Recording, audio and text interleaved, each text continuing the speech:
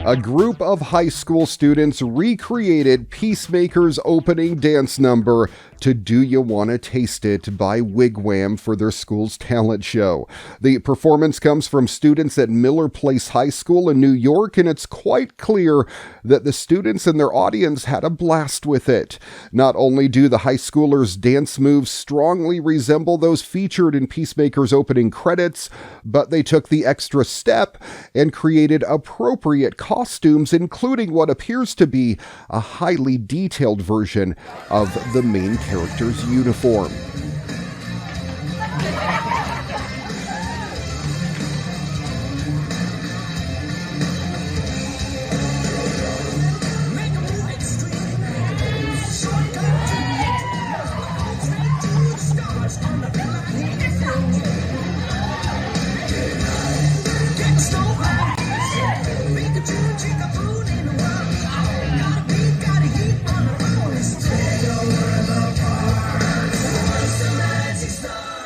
Fans of James Gunn's superhero series have embraced the dance number with all kinds of tributes.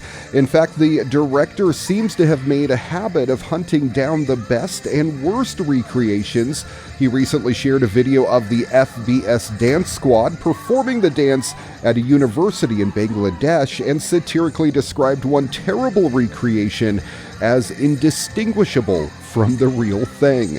Peacemaker is set after the events of 2021's The Suicide Squad and stars John Cena as the anti-hero. The story follows Peacemaker as he's forced to join a mysterious Black Ops unit and hunt parasitic creatures that resemble butterflies. While a substantial number of superhero fans initially considered Peacemaker to be the worst character in the Suicide Squad, audience opinions has undoubtedly shifted. I had to deal with many people telling me to just get out of here, and now I'm getting so many thank you messages, Cena stated in a recent interview. Peacemaker fans have more to be excited about too than just hilarious or cringe reenactments of the opening credits. Most notably, the series has been renewed for a second season. Both Gunn and Cena took to social media to share their excitement and gratitude after the news dropped, thanking the rest of the cast and crew and the viewers. Moreover, there have been multiple recent releases of official merchandise. Pre-orders are now being accepted at GameStop for a collection of Peacemaker Funko Pops. The new toys capture the raunchiness and comedy of the show, with one depicting the main character posing in his underwear, and another showing Vigilante inappropriately wielding a chainsaw. Similarly, Hot Toys is accepting pre-orders for a 6th scale version of Peacemaker that includes an attachable tongue and the character's sonic boom helmet. The entirety of the first season of Peacemaker is now available to stream on HBO Max.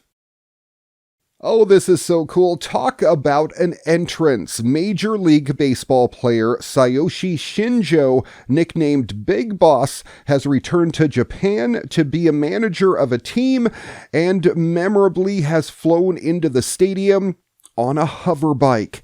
Shinjo levitated above the field while a light show and loud music played. This is according to a new report published by USA Today.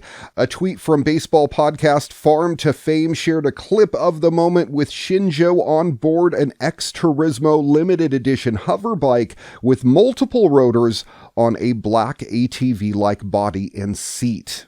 The vehicle is made in Japan by Ali Technologies. In November of 2021, the vehicle initially launched, at which point it cost 77.7 million yen, or approximately an eye-watering $680,000. It's not clear if Shinjo purchased the bike or if it was part of a marketing campaign, but we do know that only 200 were made during the initial production run. But hey, hoverbike customers, don't fret over limited supplies.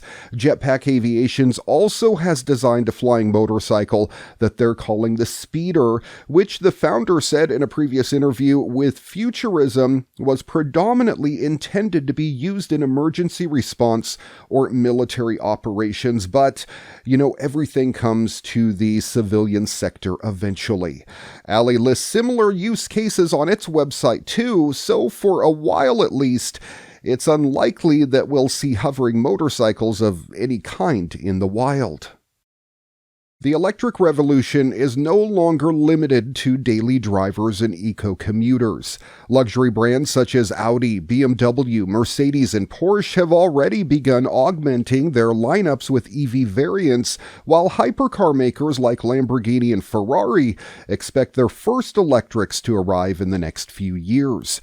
Recently, British automaker Lotus announced that it too has an EV, the 600 horsepower Elantra, with deliveries beginning next year in China, Europe, and in the UK.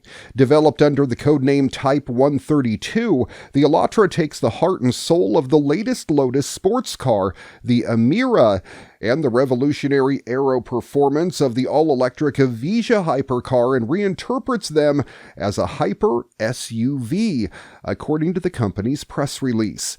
It also accomplishes a number of firsts. The release continued: the first 5-door production car, the first model outside sports car segments, the first lifestyle EV, and the most connected Lotus ever. The Elantra was developed atop Lotus's 800-volt electric premium architecture platform. That voltage puts it on par with the Audi e-tron and Hyundai Ioniq 5, meaning that on a 350-watt kilowatt DC fast charger, drivers will be able to add around 248 miles of range in 20 minutes. That's according to the company. Lotus hasn't specified how big the battery will be beyond that it has a battery capacity that's over 100 kilowatt hours, but the company is estimating a total range of 374 miles, equivalent to that of the Tesla Model X Long Range Plus. Its dual front and rear motors will reportedly output 600 horsepower, producing a top speed of 161 miles an hour and a sub-3-second 0 to 60 time. The interior will offer either the traditional 2 buckets and a bench layout or an optional 4 individual seats front and rear beneath a fixed panoramic sunroof. The material choices for the cabin reflect Lotus's net zero goals, with durable man-made microfibers on the primary touch points and an advanced wool blend fabric on the seats. It comes with a 15.1-inch OLED touchscreen infotainment system that folds away when not in use. While most of the cabin controls are digital and can be used either through the touchscreen or voice interfaces, Lotus deems some functions vital enough to warrant being mirrored to physical knobs and switches so that drivers don't have to dig through submenus to turn on the windshield wipers, for instance. Manufacturing begins later this year at Lotus's new production plant in Wuhan, China, with deliveries beginning in 2023.